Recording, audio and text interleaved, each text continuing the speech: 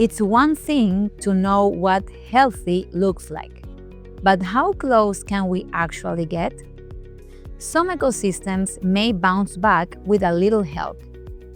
Others may never fully recover, and that's important to know before you start. That's why the next step is assessing restoration potential. Not every place will need or support the same interventions. And understanding these limits and opportunities upfront saves time, resources, and frustration down the line. In this next task, you'll learn how to assess restoration potential. This isn't just about analyzing the damage.